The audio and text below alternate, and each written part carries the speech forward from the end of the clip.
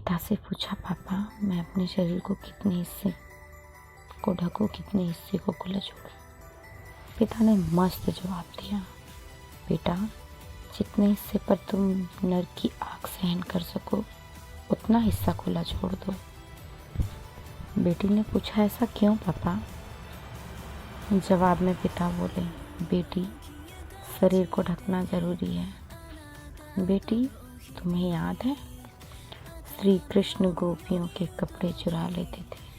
गोपियाँ तालाब में निर्वस्त्र होकर नहाती थी तो प्रभु श्री कृष्ण उनके कपड़े ले जाकर उन्हें परेशान करते थे।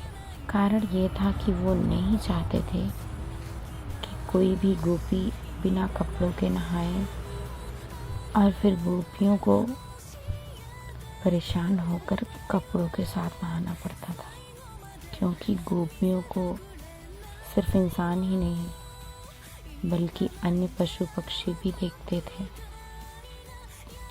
जिसका ज्ञान गोपियों को बिल्कुल नहीं था।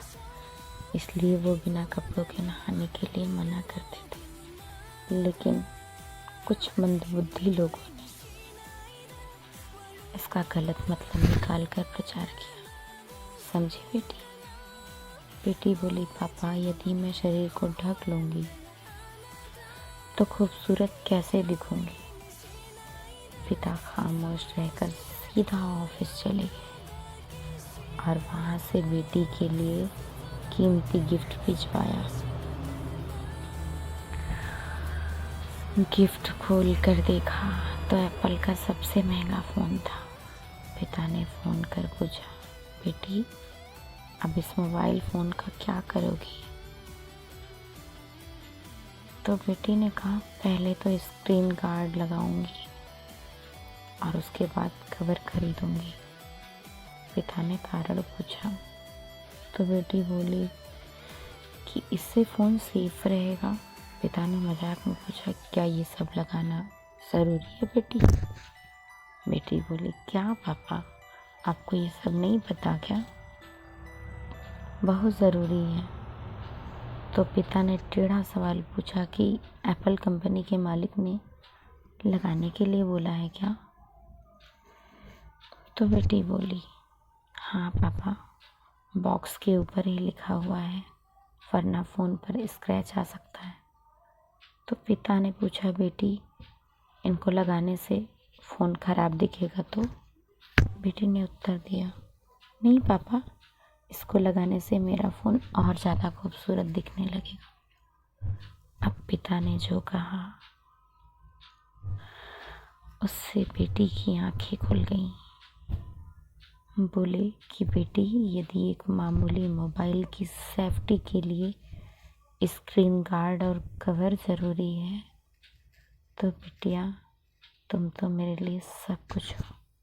ऐसे हज़ारों मोबाइल तुझ पर कुर्बान कर दो तो बताओ तुम्हारी सेफ्टी के लिए तुम्हारे शरीर को ढक दो तो क्या तुम खूबसूरत नहीं लगोगी? शरीर को खुला रखने से नहीं बल्कि ढकने से खूबसूरती बाहर आती है। और ये केवल लड़की पर ही नहीं बल्कि लड़कों पर भी लागू होता है। बेटी कोई उत्तर नहीं दे पाई।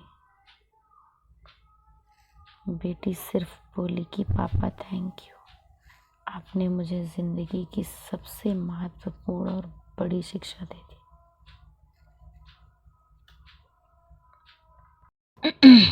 ऐसी शिक्षा स्कूल कॉलेज में नहीं बल्कि माता पिता से मिल सकती है। बेटी बोली, पापा यदि भगवान सच में प्रार्थना सुनते हैं तो मुझे हर जन्म में आपकी बेटी होने का सौभाग्य मिले।